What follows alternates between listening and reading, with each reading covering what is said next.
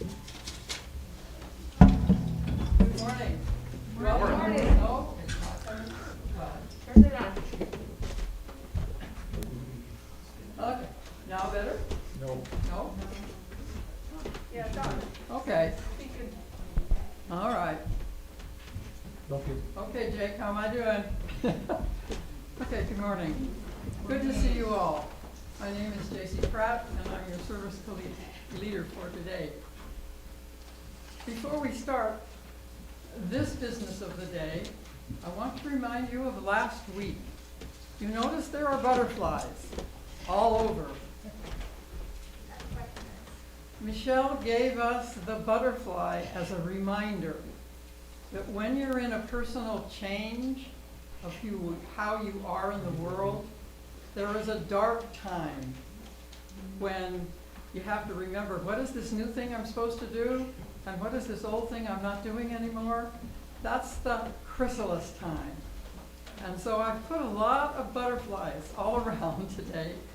So as you listen to Sean's message for us, which is suggesting a new way to respond to horror, you might take one of these butterflies home and put it on your refrigerator.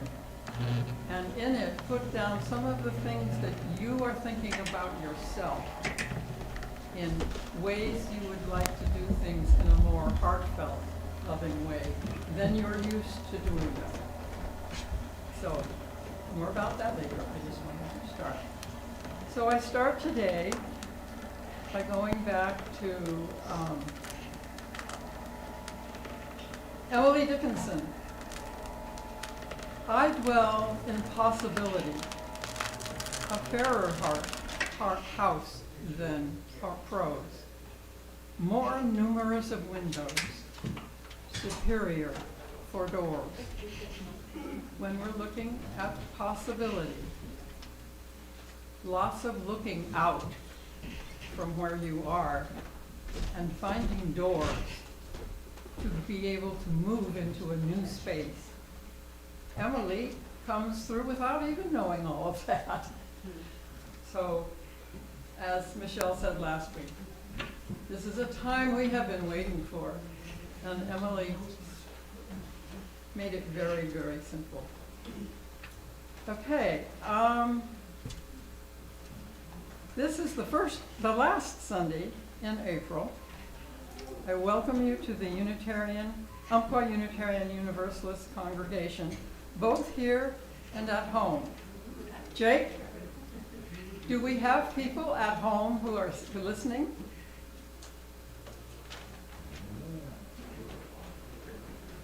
We have a few. A few. Okay.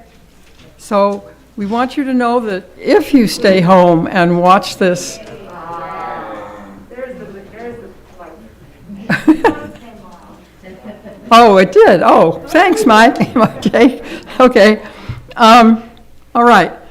So we especially welcome those of you who are visiting for the first time. I actually see a couple of unfamiliar faces. And so please stay for coffee and conversation so you can get to know us better. It says here, so we can get to know you better, but every time I hear the person say that, I think it's really so you can get to know us better and see if you'd like to be a part of this. So we thank you all for following the protocol of masks and social distancing, vaccination cards, and contact information. We are doing our best to keep people safe. I want to thank the greeters, Al and Mary Herring, and we are indebted to Jake, who sits back there and connects us to the world. We responded to the 2-year downtime by getting the equipment necessary and making the mental adjustments to realize we sit here, the number that we are, but there are those who are at home, probably still in their jammies and drinking their breakfast coffee, but they are with us too. So in your minds, open the space and know there are others with us today that we can't see, but they're there. So it's time for Big Heart. Okay, let's see. I got all that. Okay. So we have two amazingly important announcements. And I'll let Lilene speak first because she has a picture and it's easier to listen to people when they have a picture.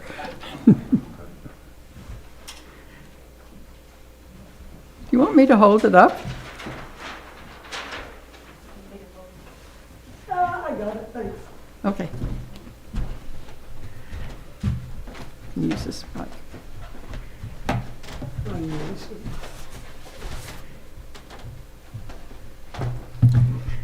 Hi, I'm Lilene, and you all know me wearing a lot of different hats. But you're actually going to meet me wearing a different hat today. My hat today is as the chair of the Pledge Committee. And in my 80 years, I have avoided at all possible possibilities asking anybody for money. What comes up is my poverty consciousness, remembering being the poorest of poor, so we were the first of 15 out of 500 families to move into government housing projects and living on welfare. So I don't ask for money. But I'm about to ask you for money, and I'm asking for one reason and one reason only, and that is that I love this place. And that this congregation is my home. I came in here over 10 years ago. I had never belonged to a church. Having grown up a lesbian, I had all kinds of feelings about churches and religion and other things. And I sat down in that seat right over there. And the first song that was played or sung was, I think, Spirit of Life. And the second one was This Little Light of Mine. And I started crying, and I cried through the entire service. And because I was sitting over there, I was looking straight ahead, kind of avoiding the podium area because I didn't want people to see I was crying, and that meant I was looking straight at the principals. The 7 principals, I didn't know what they were. I was only here because my friend Gemma said, this is a cool place, and lesbians belong here, and it's cool. And I had met Gemma in 79, and we're talking about it's, near 2000, and I'm not here. It's in the 2000s, and I'm not here yet. So I read those principles, and I said, that's what I believe. That's how I feel about everything up there. That's what matters to me, and those are exactly the things that have driven my almost 70 years on the planet to do anything that I have done. And I can't believe it. And then I listened to the sermon, and I just cried all the way through, left having cried. So now I'm here today because I am the chair of the Pledge Committee. And there is not a more critical time in our history, late history, than now. It was easier for me to write what went in the UMQuest about how we were shut down for a couple of years and we didn't get to collect, the pledge or the donations every Sunday, and that added up to about $80 a Sunday times 100 Sundays. I could write that down, didn't have to ask. But here I'm asking because this place has meaning. We have pledge money we need to make up for past years. So this is the year when I'm asking everyone to dig deep. We have expansion needs. We have volunteer recruitment needs. If we're going to have all those lovely, wonderful committees that are on the bottom of the pledge sheet that you got in the mail, I think it was sent out email on the 20th, and I just happen to have a packet of them I'm going to leave in the back. All you need to do is take some deep breaths, tune into your heart, and think about why this place matters to you. What is it you get here? Why do you come? And what can you afford? That's all. What can you afford? And if you spread it out over a year, can you dig a little bit deeper? So that's my ask. Today's the official date to begin. And there are going to be some other congregants up here over the next 4 or 5 weeks sharing with you a little bit about their pathway here. So please join with us. Sign up, become a member if you're not, renew if you are. If you don't want to be a member, for whatever reason, you can be a pledging friend. And all that information is on the form you need to fill out. So thank you, and thank you for being so supportive. Everybody out there has kind of been nodding when I told you it was really hard for me to ask. And I just did another thing on my bucket list I thought I'd never do. Thank you.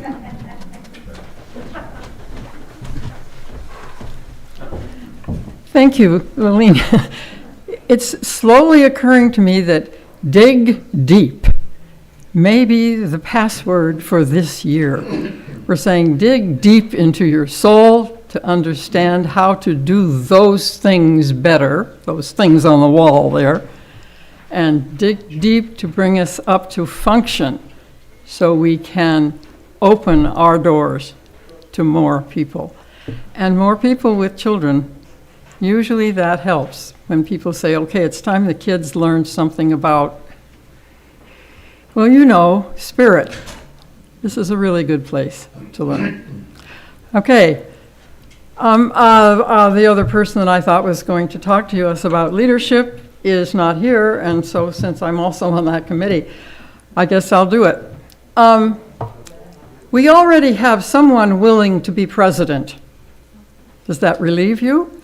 We also have the secretary filled and the treasury filled.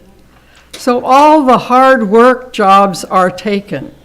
We're looking for wisdom, enthusiasm, ideas, somebody who can bring it to the group that makes things happen.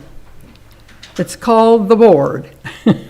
And it's time for the board to be including some of you.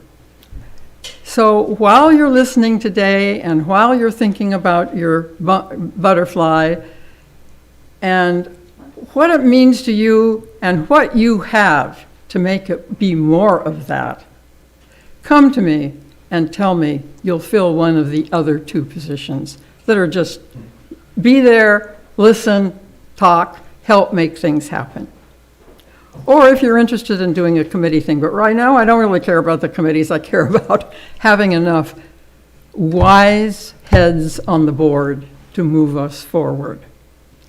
So I'm asking you, in the same way Lilene did, to dig deep and know that it's a time when you can share what you have and what you would like to see here. So let me know. I'll be handing out butterflies near the door as you're leaving. Okay, where are we now here? All right. Fish collection. We're going to do the fish collection. We are returning to the regular fish collection time. So, as a congregation, we are still working to bring our beloved community together through all the changes that are taking place here. So please, Lilene is, do we have children who want to pay the baskets? Okay, go.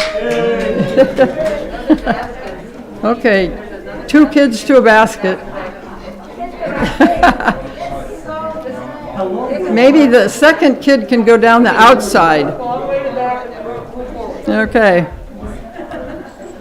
In our compassion for those in need and our congregation's service to the larger Roseburg community, we are collecting your food contributions or money, so for those who live amongst us who are hungry and ill and without shelter can be helped. Our support of the fish pantry is a combined effort of several Roseburg churches, and our church offertory is later in the service. But we've been with fish since it began, and it is our standard work in the community. So we thank you for responding to the children.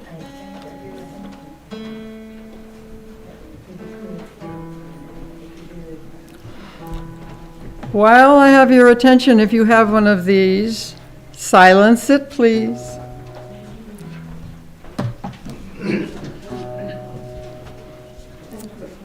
Thank you very much for your response to our desire to help those who need it.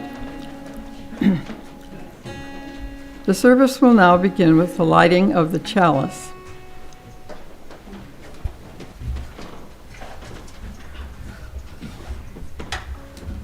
This is the part I love to do when I get to begin and they give me the microphone and the candle so I can.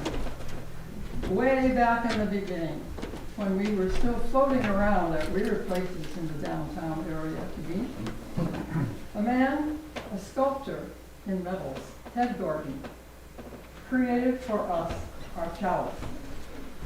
We didn't know that there is kind of a design for a chalice that other people use, but this was ours because it's how we understood what Unitarianism, Universalism was about. So he put in some spaces that are filled in, the things that we know are important. And then there are the spaces that are empty, which is for everyone to be able to put their own new knowing that comes from living with this group. So he left those empty. Also so that we would always remember that here, doubt is an exciting first question. So we hope, so this is our chalice. Now, as with the other Unitarians in the country and the world, as we light the flame, we think that it calls forth a flame within us, that we can have passion for being Unitarian Universalists in the world, and that we know what we love, and when we need to, remember it. That will guide us in how to be in our world. So the chalice is lit, and we now can begin.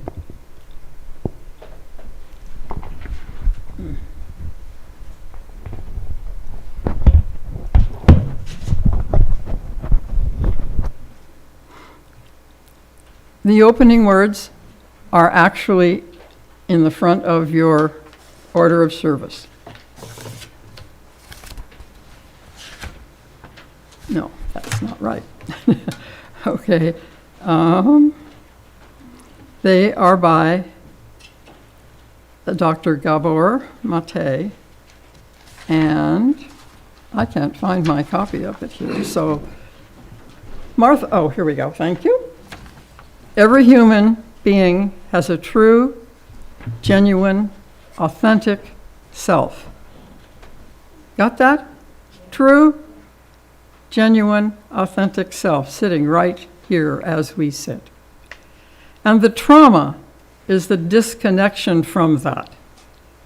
And healing is the reconnection with it. So it's not so mystical, it's right here. Okay.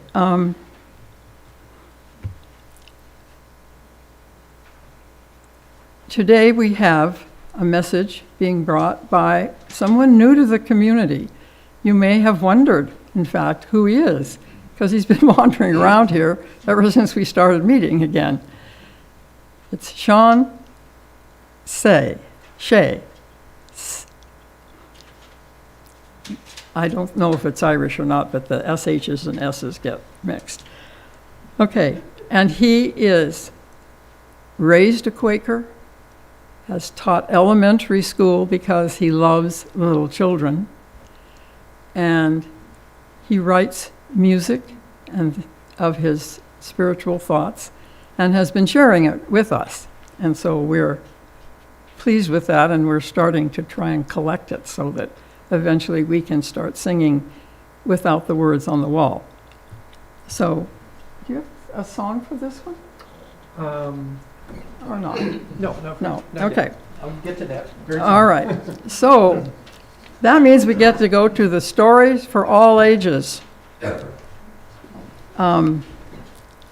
And it's going to go on the board.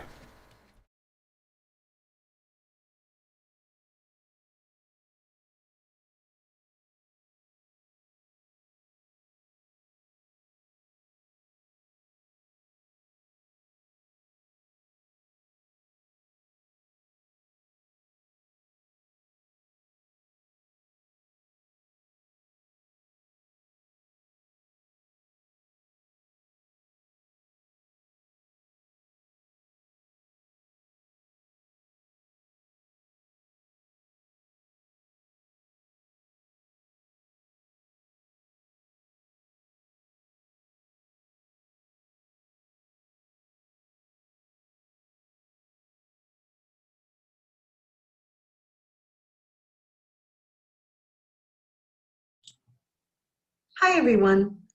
Today I'm going to read you another Oliver Jefferson story. This one is called The Heart and the Bottle. We've read other books that he's written and illustrated, and I've loved every one. This one's about a little girl who sees all the wonder in the world around her, and then something happens that causes her to put her heart in a bottle. In this story, we'll find out what happens and if she ever figures out a way to let her heart out again. Wow, lots going on in that illustration, isn't there? The Heart and the Bottle by Oliver Jefferson. Once there was a girl, much like any other, whose head was filled with all the curiosities of the world.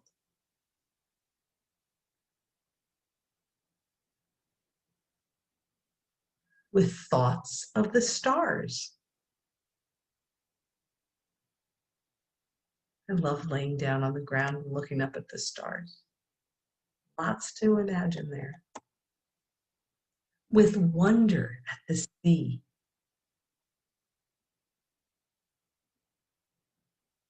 She took delight in finding new things.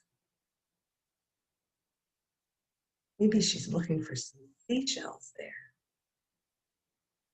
Or crabs or something walking in the ocean.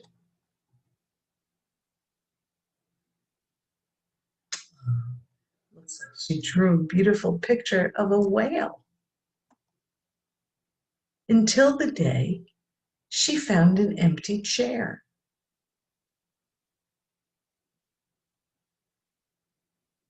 Feeling unsure, the girl thought the best thing was to place her heart in a safe place, just for the time being. I think when she found the empty chair, it made her heart hurt. That's why she put it in a bottle. So she put it in a bottle and hung it around her neck. And that seemed to fix things at first. Although in truth, nothing was the same. She forgot about the stars. And she stopped taking notice of the sea. She was no longer filled with all the curiosities of the world and didn't take much notice of anything, other than how heavy and awkward the bottle had become. But at least her heart was safe, It might never have occurred to the girl what to do had she not met someone smaller and still curious about the world.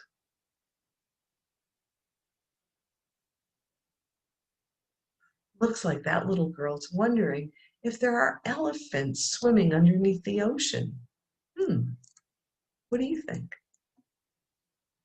There was a time when the girl would have known how to answer, but not now, not without her heart. And it was right at that moment she decided to get it back out of the bottle. She didn't know how. She couldn't remember. And nothing seemed to work. Looks like she tried a drill and a vacuum cleaner and a saw and a hammer. The bottle couldn't be broken. It just bounced and rolled right down to the sea. But there, it occurred to someone smaller and still curious about the world that she might know a way. And it just so happened she did. The heart was put back where it came from. The chair wasn't so empty anymore. But the bottle was. The end. It's a beautiful little.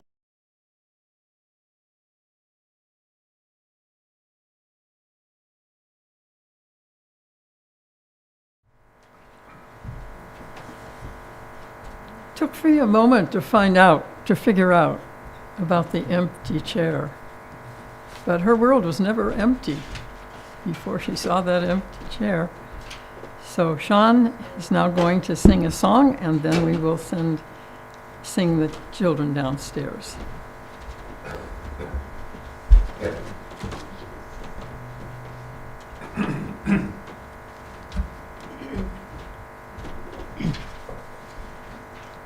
So I will say a few words about this. This song was based on a poem by the 13th century poet Rumi. And when I saw this, I said, whoa, this really speaks to our time. It's one of those timeless kinds of things that is very timely. And it refers, I think, speaks to the question that we've been dealing with. How do you get through the darkness? How do you cope when things seem upside down, when your compass is spinning, when you feel like things are dissolving? But if you can let go and let go, you can get through it.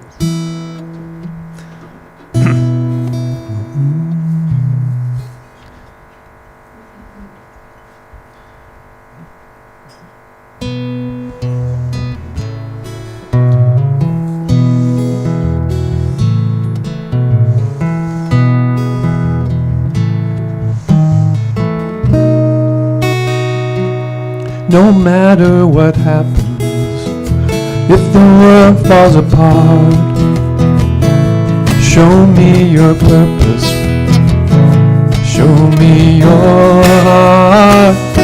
Even if chaos and evil abound, show me your hunger, show me your ground, show me your love. Show me your blessing, show me your truth with the light from above. Show me your mercy, show me your love.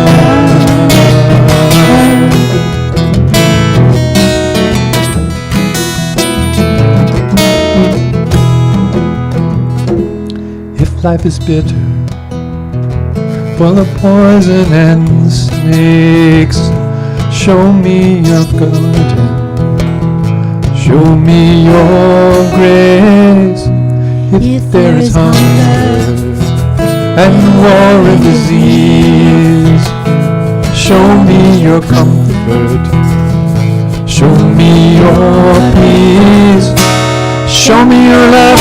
Show me your blessing. Show me your truth with the light from above. Show me your mercy. Show me your love.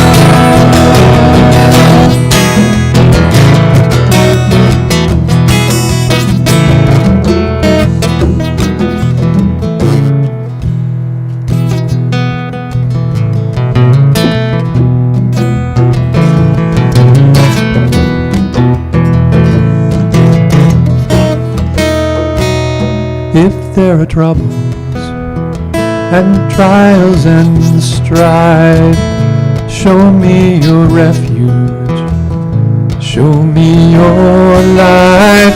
If the sun and the moon disappear in the night, show me your beacon, show me your light. Show me your love, show me your blessings, show me your truth with the light from above. Show me your mercy, show me your love.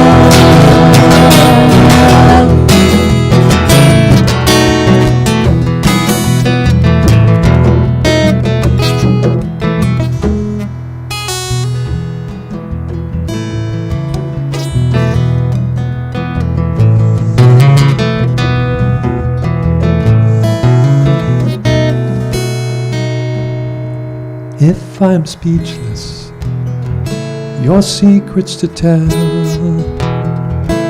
show me your fountain, show me your well.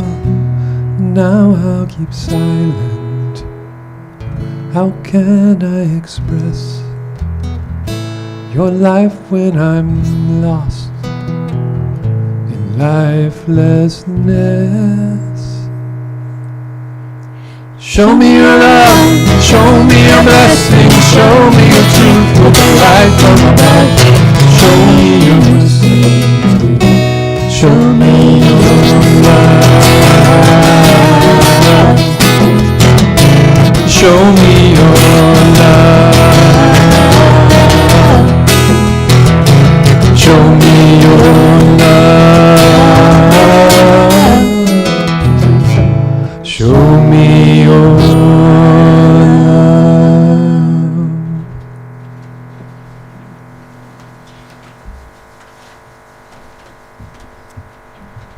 And the little girl with her heart in the bottle had trouble showing her love, didn't she? So a word comes up, vulnerable. You have to deal with that. So it is time to sing The Children Downstairs with Annan. So, okay, go.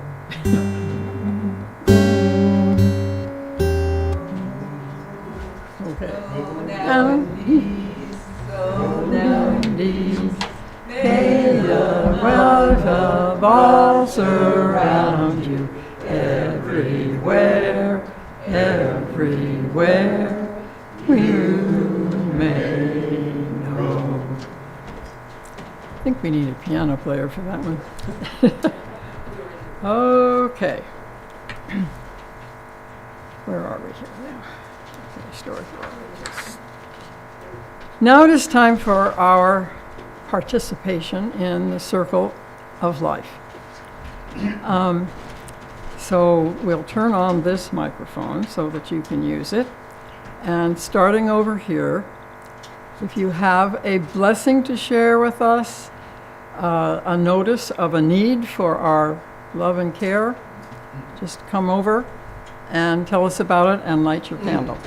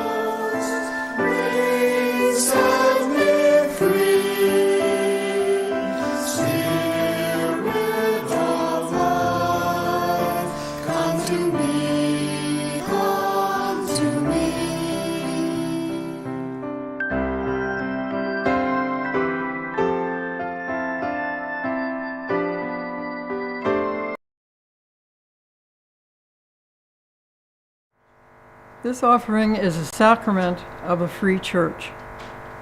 We are supported by the voluntary generosity of all who join with us. The offering will now be given and received in grateful appreciation of our shared hopes and values.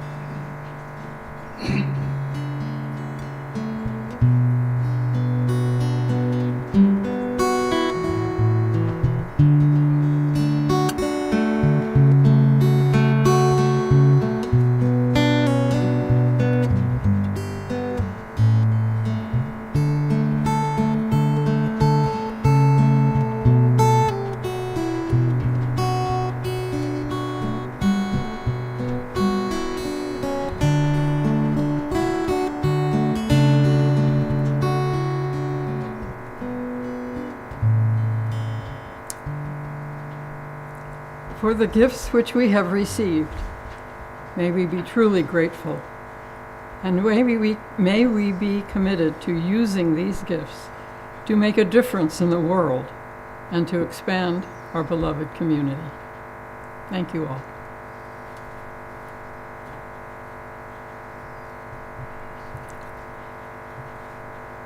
You're on. All right, we're on. You got that?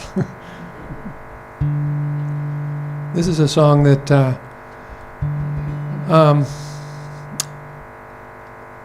came up as a response to trauma in our own community. And although the trauma was very specific at that time, the meaning of the song endures and applies to, I think, any kind of trauma.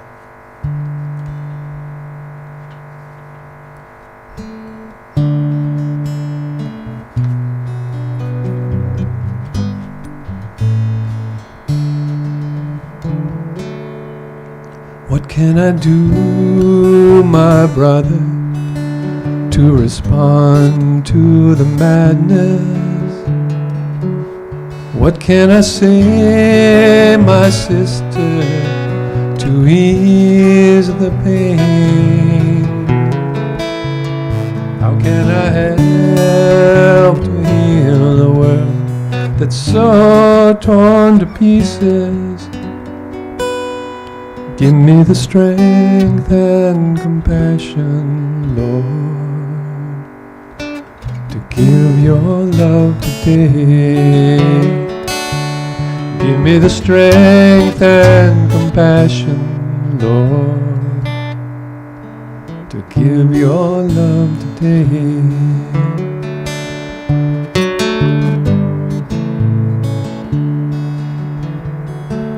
When I take a look around, I see the world turned upside down. I see brothers being brutal to their brothers.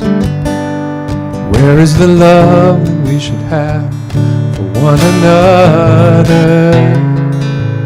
Now I hope and pray that we may see a brighter day, and may our children grow up free of fear and hatred, and help create a world where all of life is sacred. What can I do, my brother, to respond to the madness? What can I say, my sister, to ease the pain? How can I help to heal a world that's so torn to pieces? Give me the strength and compassion, Lord, to give your love today. Give me the strength and compassion, Lord, to give your love today.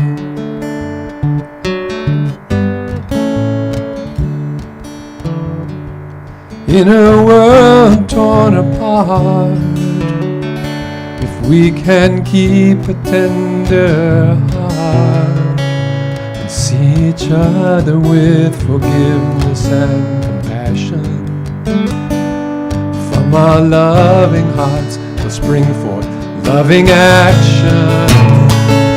And so with faith and trust, that of God in all of us, let's offer a helping hand to serve a higher purpose. We'll find that our hearts are filled with peace through loving service. What can I do, my brother, to respond to the madness? What can I say, my sister, to ease the pain? How can I help to heal a world that's so torn to pieces? Give me the strength and compassion, Lord, to give your love today.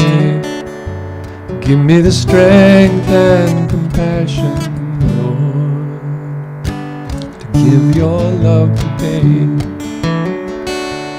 Give me the strength and compassion, Lord, to give your love today.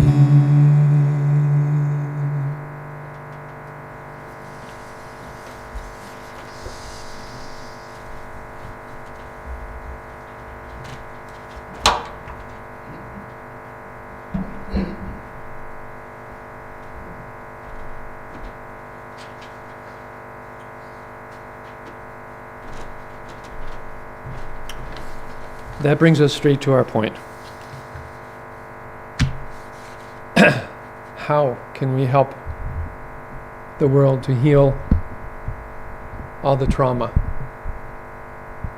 First, let's think about what is trauma. As this very beautiful and brilliant and heartful person, Dr. Gabor Mate, has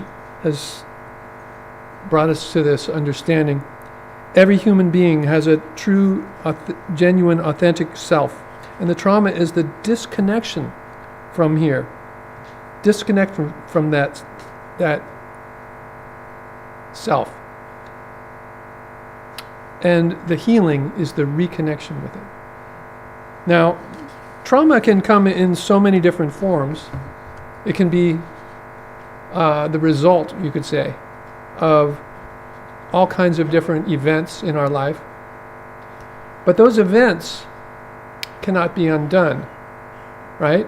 If you were in a car accident, you can't unhave that experience. It's with you for a long time. And sometimes repercussions of that rise up, and it's like, hey, that was 2 years ago, and here I am still flinching. Some of you may understand this. So we can't undo whatever the event was that's in the past.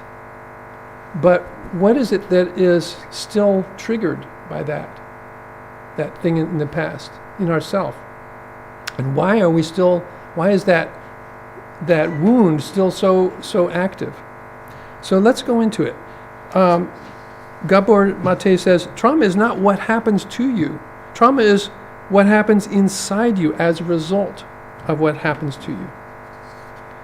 So if we, I'm not going to ask for a show of hands how many people have had adverse childhood traumas. Those are very personal situations, aren't they? But I will ask for a show of hands in a moment.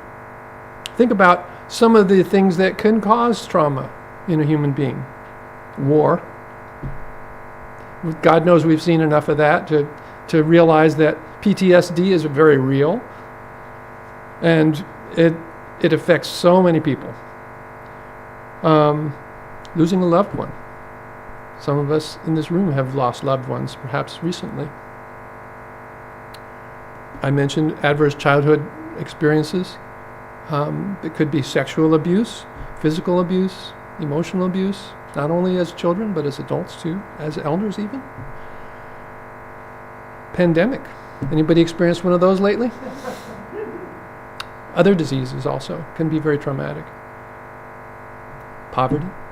Poverty. Do you know how many children there are in this country that are experiencing chronic malnutrition or hunger? It's very tragic. And poverty brings in a chain of other things. Now, I'm not just going to depress you with all these reminders of what a mess the world is, because we have to get to the point of how to turn this boat around. But and then of course there's the climate change and everything that is precipitating, literally, and in many ways, to make the world a less hospitable place. We have made it inhospitable, really. And that creates so many levels of trauma. Desertification, food scarcity, you just name it. There's so many things. Okay, so now I'm going to ask for a show of hands. How many people in this room have experienced themselves one of those sources of trauma, or are very close to someone who has experienced it? Come on, don't be shy. You may not have enough fingers.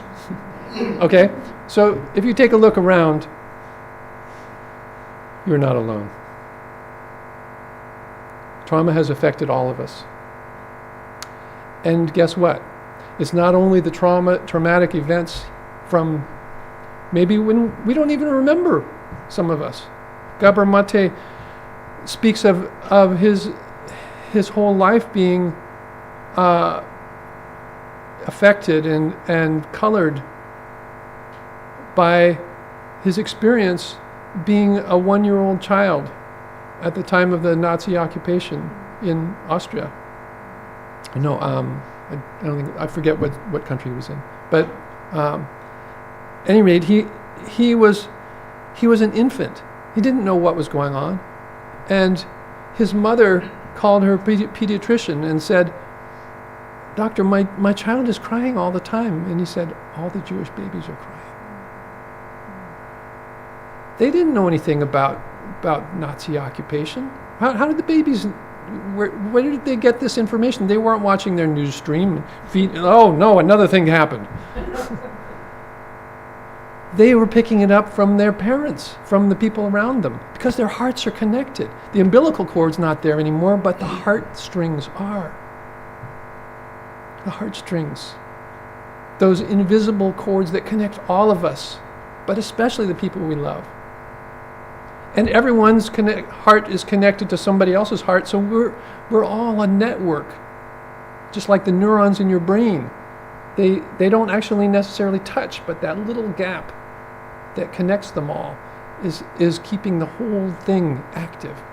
And each of us is a nerve of this global, of this universal, planetary, cosmic brain, you could say, or heart, that we all feel each other's pain. So that's kind of the gist of it. We are not alone.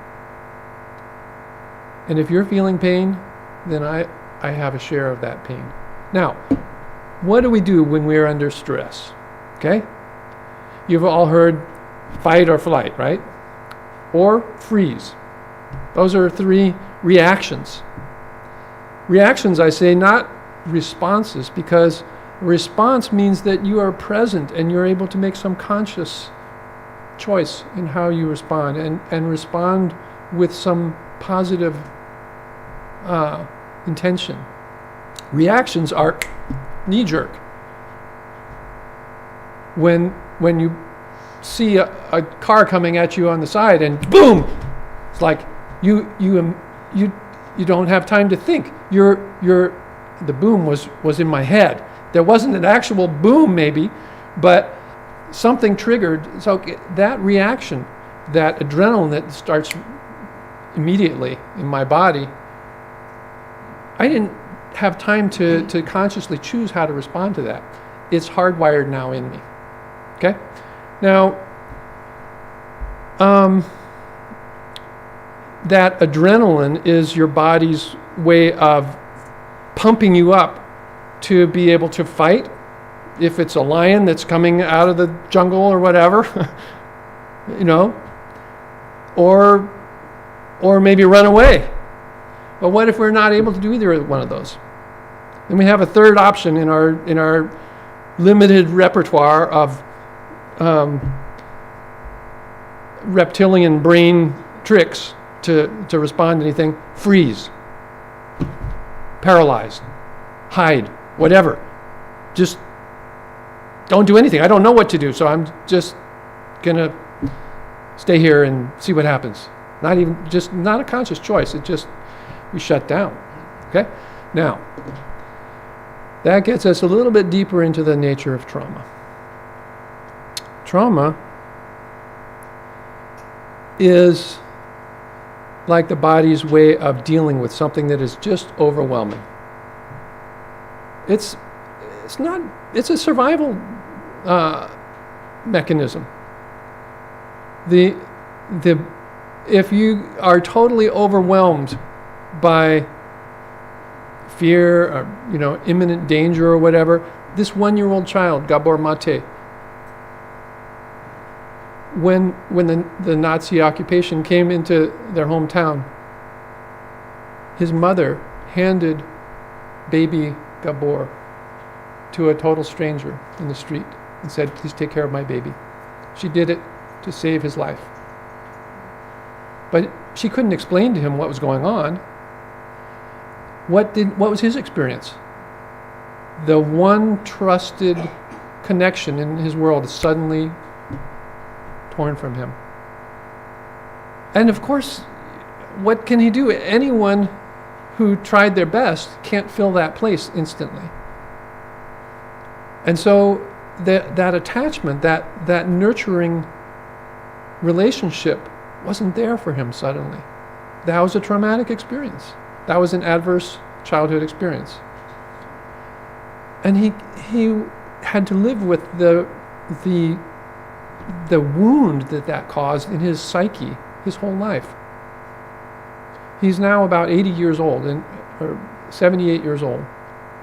And just this past year, I heard a talk that he gave, an interview that he had with Marianne Williamson, who also has some very beautiful words on the subject.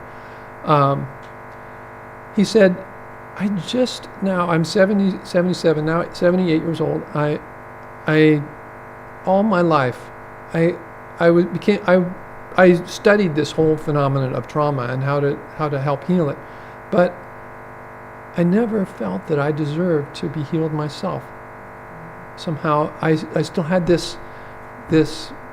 I felt like if I allowed myself to heal that wound in myself, even though I was telling other people how to do it, but I couldn't accept it for myself, this healing that I was telling people about, because I felt like I would be betraying my parents and my ancestors and my culture that has suffered this societal oppression and trauma. That larger wound in our collective psyche is a much bigger puzzle how to deal with. Okay. So,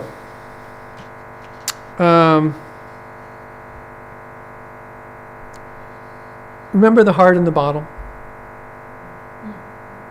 The little story, beautiful parable. Meister Eckhart has something to say that relates very directly to this. He said, "A human being has so many skins inside, covering the depths of the heart. We know so many things, but we don't know ourselves. Why, 30 or 40 skins or hides as thick and hard as an ox's or bear's cover the soul. Go into your own ground and learn to know yourself there. This is how we can heal from our trauma, he says. Gabor Mate has been working for 40 years on this project. And there's another very beautiful teacher, author, speaker, wise person, Thomas Hübl, has done a lot of work, also working with both Germans and Israelis, dealing with the aftermath of the Holocaust. And he also refers to the collective trauma as being what the beautiful thing is, that our pain is not just our own, but our healing is also not just for ourselves. When we allow ourselves to go into that to uncover the layers of that crusty, numb, calcified scar in our being, in our emotions, which can only be done in a safe place. You can't do it when you're surrounded by more trauma. You're busy trying to add more armor to your wound, because inside of that anesthetized, that numb, hard crust, there's the most raw, seeping, painful wound that we don't even let anyone close to it. We don't even let ourselves close to it. That's the reason we've covered it over with all this stuff. And we continue to put more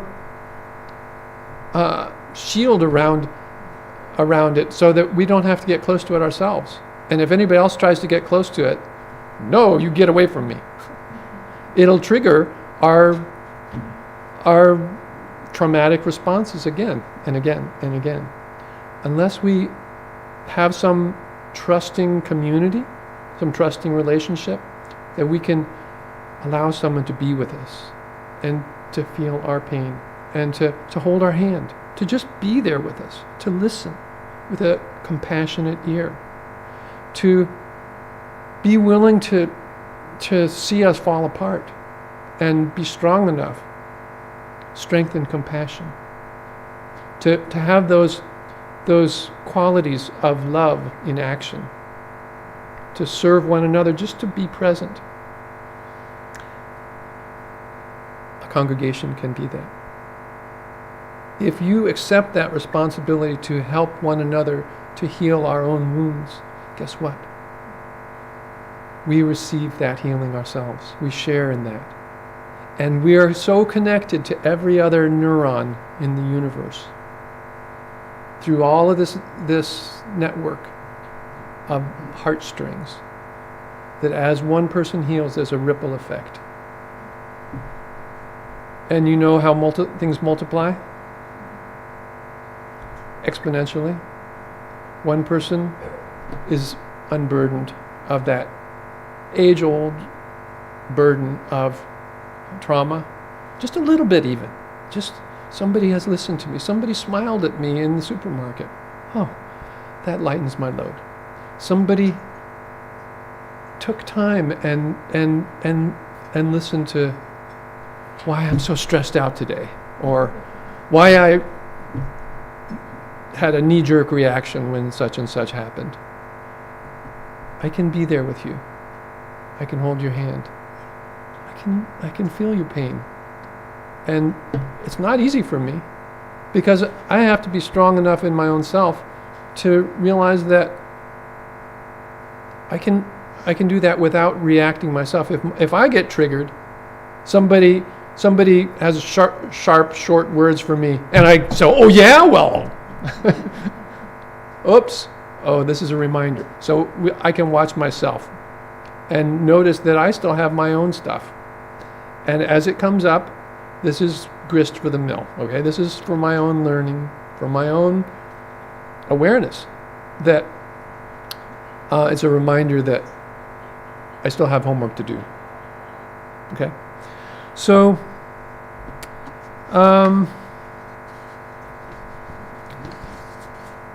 I don't want to talk too much because I want to have some time to sing also. Because the music sometimes can get deeper into the heart of the matter than even our words. And we want to have time. It's really, really important to be able to have some chill time. Especially when we're dealing with trauma, which again, how many people in this room are on a first name basis with that phenomenon? Yeah. So we need quiet time. It's a luxury for some people. If you were living in Kiev, I don't think you'd be able to have, I think I'll go unplug for a while, call me in an hour, 2 hours. I'm disconnecting the phone for a while. Well, maybe the phone's already disconnected. I don't know. But at any rate, we need to have recharging. If your phone battery is down to 1%, it's like, okay, well, I'm not going to get any calls if I don't plug in and recharge. And our spiritual battery, our soul energy, we need that quiet time to let the world recede a little bit. And we're going to have some time for that today. Let's see.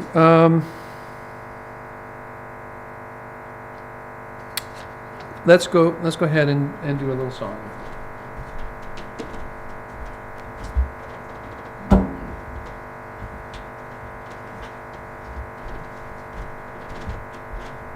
By the way, my accompanist here, Susie, is also my life companion, and I'm so happy that she's sharing this with me.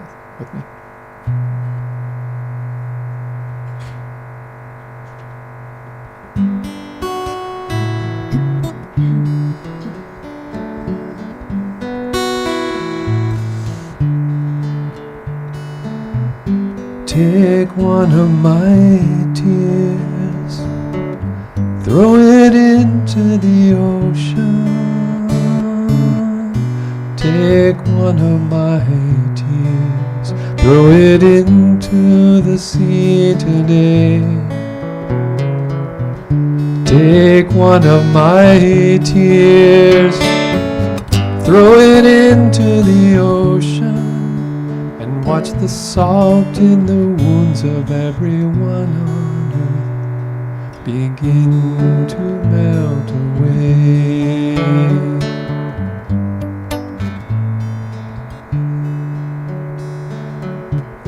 Take one of my tears and cradle it in your hand.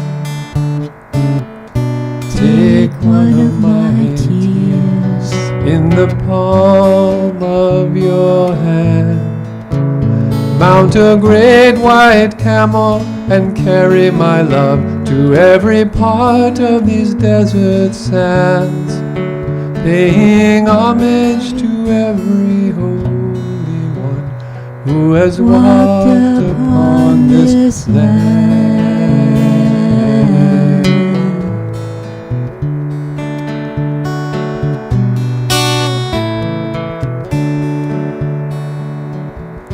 Take one of my tears and stop weeping only for tragedy. There is so much more to this life than what your eyes now can see. Take one of my tears and become like the happy one. Oh, become like the happy one who lives forever now in me. When a drop from my emerald sea touches your soul's thirsty lips, everything but your awe and this ecstasy will dissolve like a fleeting mist. Then the beloved will gladly hire you as his roving troubadour, letting everyone hear the sacred names of God resound in 1,000 chords.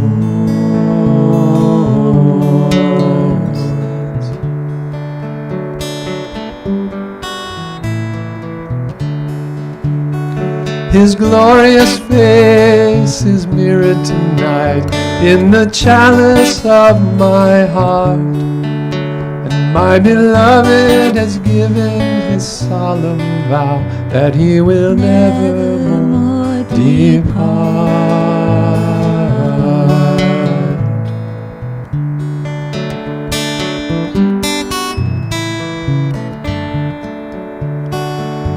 Oh, my dear Hafiz, you are weeping like a golden candle, shedding drops of light so clear into the boundless ocean of your own verse.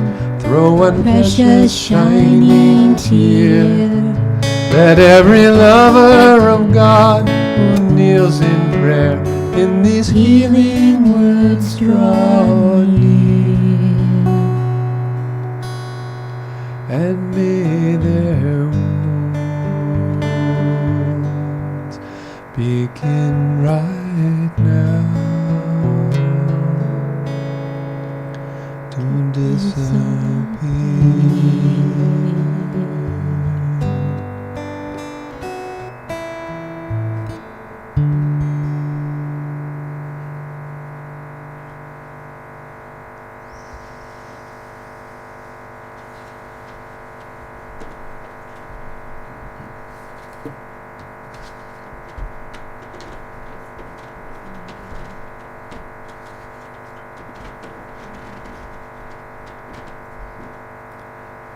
So that was a poem from based on a poem from Hafiz, and this is a short poem by Rumi, also one of my favorite mystic poets. You can never breathe healing into your body till you cut off worries from your breath. Though you're weary at times, surely you can pull through.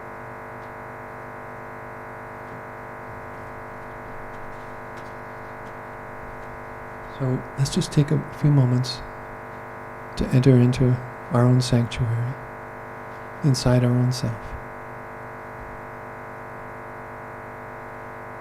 And let the worries for the future recede like distant dreams. Let the memories of the past go a little bit away from us. Go into our own self. And whatever tools you have to center yourself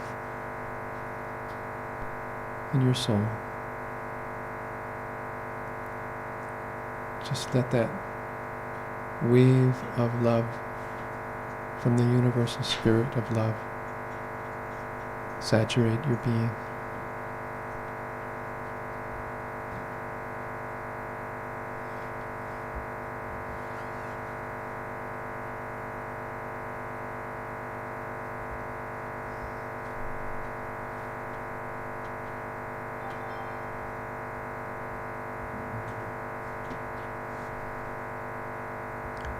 And now from that place of strength and compassion, let's make a solemn vow to stay with that presence to the best of our ability, knowing that that presence will stay with us through thick and thin, even where human efforts fail.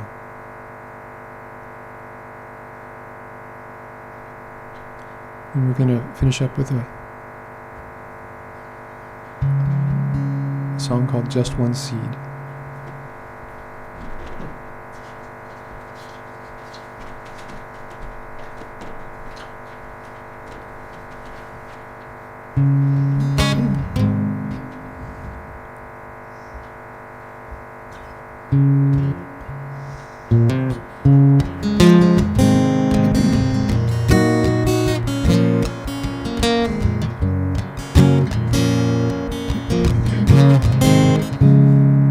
What if just one look could soothe a heart that's hurting? What if just one smile could brighten someone's day? What if a kind word could ease another's burden? What if just one soul could choose a kinder way? What if just one seed could grow to a forest? What if just one thought could give a movement birth? What if just one spark could start a revolution? What if just one prayer could move the universe?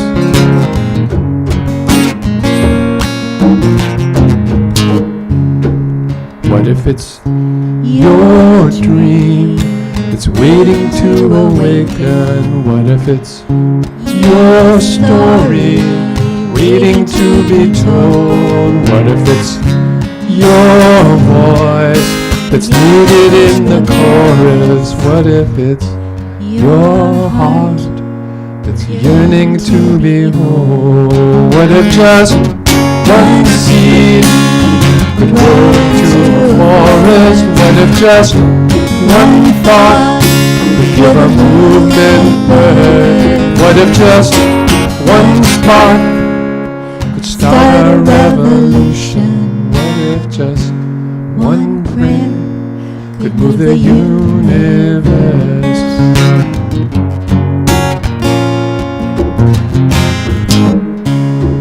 What if it's our world that's so in need of healing? What if it's our will to make the violence cease? What if it's our song that's sung in every language? What if it's our prayer that all may live in peace? What if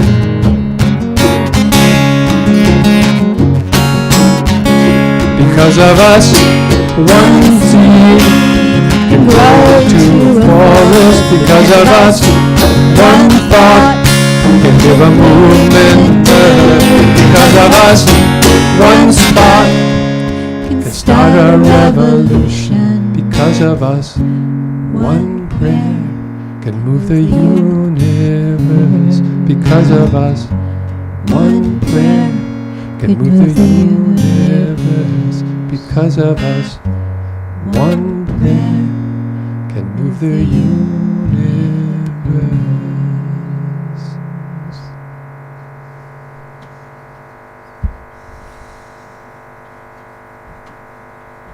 Thank you all.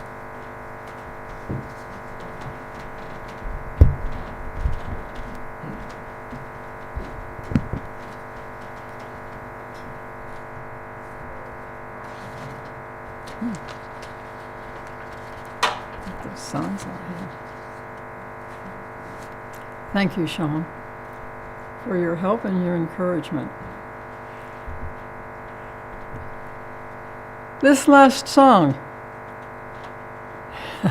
how many were with it? I mean, yes, that's it. I think that one at least we need to learn because those are the things that caused Laline to cry the first time she came here.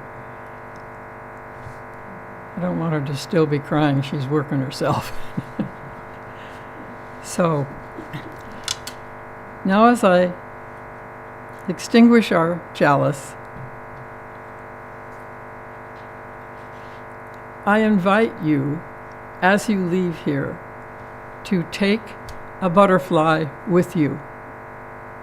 Even if you don't know why, but put it on your refrigerator and consider every time you can, because of me, what? What's down there that I really want to be happening in the world, but it seems like there's so much against it? Well, I'm reading a book called The Art of Possibility, and one of the things in it says, what if what I think is true is less than true? because nobody's thought the next thing. And so I want these butterflies to help us feel inside, what is it that I really want? That's like in that song. So anyway, I know there are familiar words, but those are the words for today.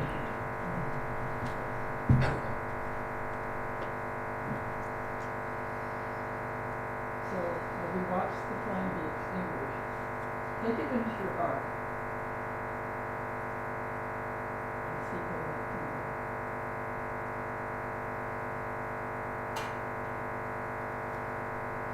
Okay, we have a song to sing. We have some sort of accompaniment.